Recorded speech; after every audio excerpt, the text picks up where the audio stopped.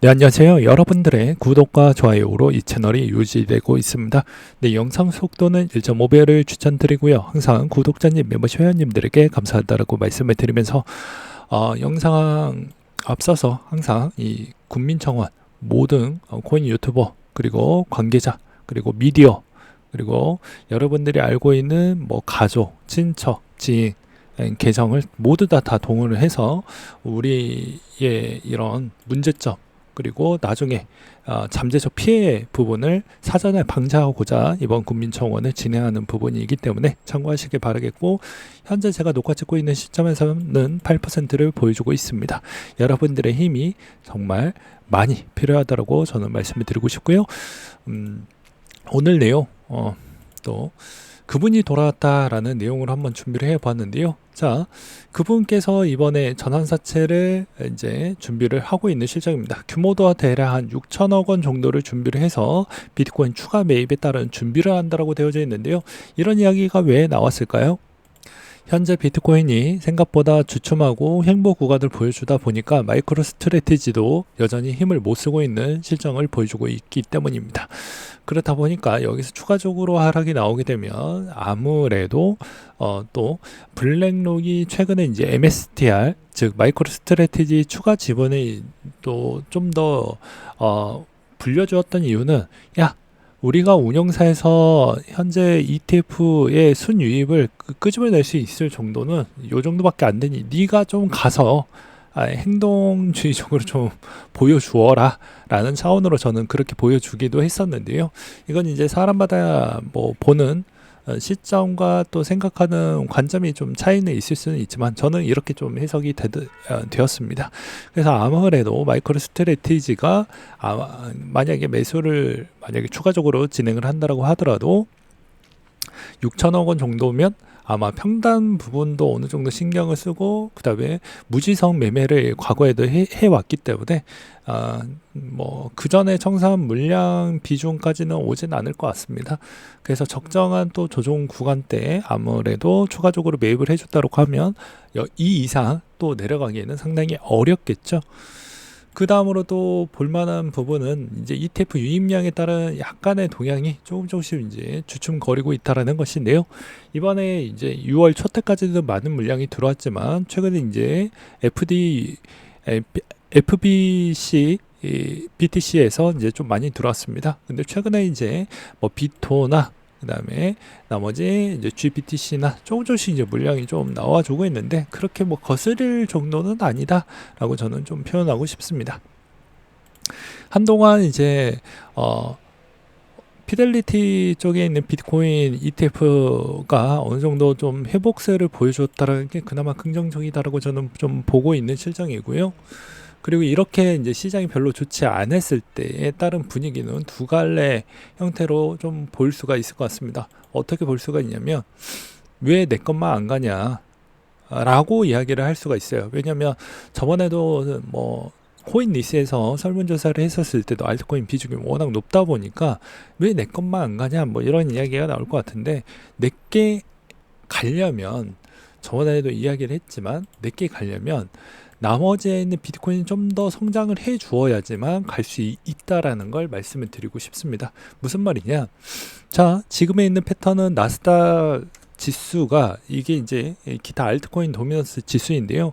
이제 나스닥 지수를 봤을 때도 지 혼자만 좀 가는 형태가 얼추 비슷했다고 이제 18, 19 시즌 그리고 이제 2020년도 코로나 지나고 나서 요 시즌 21년도 시즌 이렇게 좀 볼 수가 있는데요. 여기서 이제 좀 떼놓고 간단하게 분석을 해본다라고 하면 시간관계상 이때가 21년도 때입니다. 예, 요때가 21년도 때고 요때가 22년도 때죠. 그럼 요 사이에 뭐가 있었냐? 루나 부분에 이제 디패깅이 깨지는 요 사이가 아마 제가 알고 있기로는 한 4월 정도 경에서 6월 사이였던 걸로 알고 있습니다. 근데 여기서 이제 대부분 21년도 때 어땠습니까? 장이 상당히 좋았습니다. 그쵸? 여러분들 아시다시피 이때였습니다. 그쵸? 그리고 4월 달이 대략 요때였죠. 제가 이제 요 부근에서 이제 끊어치기 했고, 그리고 나서 재평가를 좀 받긴 했지만, 이 구간에서 대부분 지금의 테더에 있는 시가총액을 보게 되면 어떨까요? 예, 이 구간에서 테더의 시가총액 추이를 보게 되면 자, 요때입니다. 요때. 네, 잘못 이야기할 뻔했다. 요때거든요. 그러니까 즉 이 구간대에서 그렇게 많이 늘지 않았다라는 겁니다. 주춤주춤 거렸다는 것이죠. 그리고 지금 상황에서도 주춤주춤을 보여주고 있다는 것입니다. 이 말의 의미는 전반적으로 테더에서 하락을 할 때 테더로 강제적으로 스위칭이 되는 효과는 있지만 전체적으로 자금이 들어올 수 있을 만한 정도는 아직 아니다. 그러면 여기에서 이제 여러분들이 생각할 수 있는 건 MMF 자금은 비트코인을 올릴 수 있을 만한 여건은 돼요. 근데 여러분들이 들고 있는 알트코인은 이거 가지고 힘을 받을 수가 없습니다. 그러면 비트코인이 좀 더 올라가서 도미넌스에 따른 전환 시점으로 인해서 내 알트코인의 수익성이 올라가는 걸 기대를 하는 게 가장 좋습니다. 왜냐? 나머지 스테이블 코인에 있는 성장 동력이 과거보다는 많이 보여주지 않고 있기 때문입니다. 그래서 제가 이런 이야기를 많이 했고, 만약에 내가 알트코인을 만약에 선정을 한다라고 하더라도 VC가 많이 투자하든지 그 중에 VC와 거래소가 일체형 타입으로 되어져 있는지, 그 다음으로 이제 해당이 있는 락업 기간하고 총 유통량 대비를 고려를 해서 투자를 하시는 게 좀 적합할 것 같다. 아니면 장기적으로 볼 수 있을 만한 알트코인을 적재적소로 좀 보고 그렇게 하는 게 맞지 않을까. 그러면 이제 그 전에 투자를 했던 물량들은 어떻게 할 것이냐. 어쩔 수가 없습니다. 그냥 비트코인이 지금 대비보다 더 성장을 보여준 뒤에 도미넌스 효과로 인해서 빠져나가는 형태로 좀 보는 게 맞을 것 같고요. 그 구간대까지는 무엇을 해야 되냐면 저번에도 이야기했듯이 우리도 마찬가지로 비트코인 ETF 부분을 좀 적절하게 잘 사용을 해보자라는 것이죠. 무슨 말이냐? 비트코인에 있어서 레버리지 비트코인도 있고요. 그 다음에 커버드콜 비트코인이 있으니 여기에서 현금 흐름을 창출해서 이제 선순환 패턴으로 돌려서 우리가 좀 가져가 보는 전략도 있고요. 그거 아니고서는 지금 시점에서 알트코인은 이제 순환배 패턴인데 되게 짧게 나오고 있는 실정이다 라고 보시면 될 것 같습니다. 그래서 비트코인도 여전히 좀 주춤주춤하다 보니까 어떻게 흘러가고 있냐? 사실 이제 비트코인이 도미넌스가 올라가려고 하는 시그널이 계속 보여주다 보니까 어찌 보면 비트코인 기반에 있는 BRC나 룬도 좀 약세를 많이 보여주고 있는 실정입니다. 여기에서도 보시다시피 룬 BRC 부분이 좀 조정이 많이 나왔거든요. 근데 이제 이럴 때 저는 그래요. 장기적으로 저는 뭐 실패를 하든 뭐가 됐던 간에 저는 오르디를 계속 들고 갈 거고, 룬도 지금에 있는 도구는 좀 비싸니까 나중에 이제 시즌 아웃 됐었을 때 도구 투더문 정도나 아니면 사토시 정도까지는 어떻게 해서든 좀 들고 갈 생각을 갖고 있습니다. 나머지 쪽은 이제 RWA나 이런 쪽은 당연히 뭐 말할 필요도 없이 온도는 조정 나올 때 그냥 말할 필요 없이 모아가는 게 전 맞다라고 보고 있고요. 최근에 이제 디핀이 좀 많이 조정이 나왔기 때문에 한 번은 좀 올라갔다가 잠깐 쉬어가고 있는 형태로 보시는 게 맞지 않을까 싶습니다. 지금의 동향이 이렇게 이제 보시면 될 것 같고요. 그 다음으로 헤지펀드들의 이제 CME 이더리움 선물 시장에 매우 엇갈린 베팅을 하고 있는데 숏베팅 비중이 좀 늘어났다라고 합니다. 그래서 이런 점도 좀 참고하시면서요. 여기서 또 반전적인 요인은 고래들은 여전히 더 많이 이더리움을 매수를 하고 있고 비트코인도 여전히 1000개 이상 주소수는 늘어나고 있다. 근데 이거는 뭐 여러분들도 아시겠지만 대부분 뭐 홍콩계 쪽의 이더리움과 그 다음에 비트코인 쪽의 ETF 물량이라고 좀 보는 게 맞지 않을까 싶습니다. 그 다음으로 홍콩 쪽의 현물 ETF 쪽도 시간이 지날수록 좀 더 계속 증가 추이는 가속화가 더 많이 나올 것으로 저는 보고 있습니다. 이것도 왜 그렇게 보고 있는 이유는 무엇이냐면요. 뭐 생각하기 나름이겠지만 제 생각을 공유를 드린다고 하면 어차피 러시아 우크라이나 전쟁으로 인해서 러시아에 있는 자산을 다 동결시켜 버렸습니다. 그러면 당연히 달러에 있는 거래를 하려고 하지 않겠죠. 그러면 러시아와 중국하고 홍콩 쪽은 당연히 자산가들이 어떤 행동을 할까요? 그걸 잘 생각을 해보시면 답이 나오겠죠.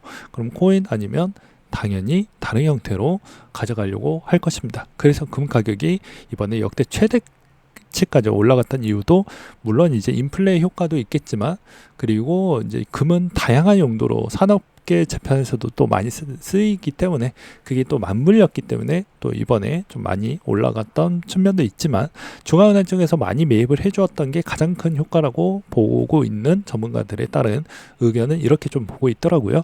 그 다음에 이제 게리 겐슬러가 이제 여름 시즌에 S1 승인이 될 것 같다라는 이야기가 나왔습니다. 블랙록이 8월 달에 있는데 블랙록의 성공률을 한번 머릿속에 한번 그려보시면서 이제 기다려 보시는 게 맞지 않을까 싶고요.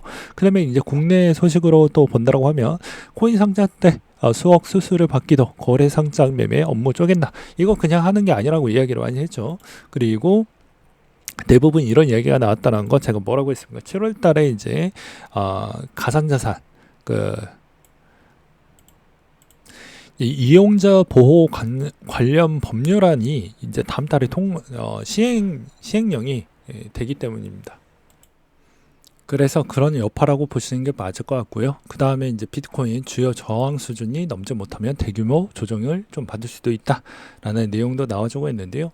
이 비트코인의 대부분 누군가는 7만대에서 여기에서 빨리 돌파를 못했을 경우에는 조정이 추가적으로 더 나올 확률은 매우 높다라는 의견도 있었고, 그 다음으로 또 보게 되면 또 여기에서도 암호화폐 거래자라는 또 다른 트윗에서 또 올려놨던 내용인데, 이것도 이제 마찬가지로 이전 주기의 통화 기간이 더 짧았지만 사상 최고치를 기록을 할 수도 있다라는 이야기도 나와주고 있는 실정입니다. 그래서 아직은 지금에 있는 장 추이를 종합적으로 좀 보았을 때는 현 시점에서 저는 이렇게 좀 보고 있습니다. 예, 미국 지수에서도 MMF 자금이 이제 어느 기로점에 아마 가을 정도 때가 좀 넘어가면 아마 이것도 소진이 좀 많이 될 것 같은데, 그러면 왜 코인에 자금이 잘 안 들어오냐 라고 물어보실 수 있을 것 같아요. 여전히 ETF 기반에서는 당연히 비트코인에 관련된 ETF들이 좀 인기가 좋긴 합니다. 수익성도 많이 나왔기 때문이죠. 그렇지만 이제 6월달 이후로 보게 되면 요즘 액면 분할하는 그런 주식들도 좀 많이 생겼잖아요. 그리고 대부분 대형주 들의 힘이 강세가 너무 세지고 있다 보니까 아마도 우리가 흔히 알고 있는 중소형 쪽에 있는 쪽이라고 하면 그나마 비트코인으로 들어올 수 있을 만한 자금적 여력은 좀 될 수 있겠지만, 대형주가 너무 강세를 보여주게 되면 비트코인에게 자금 들어올 수 있을 만한 여력적인 부분이 ETF 쪽에서도 좀 보여지지 않는다. 그래서 종합적으로 보게 되면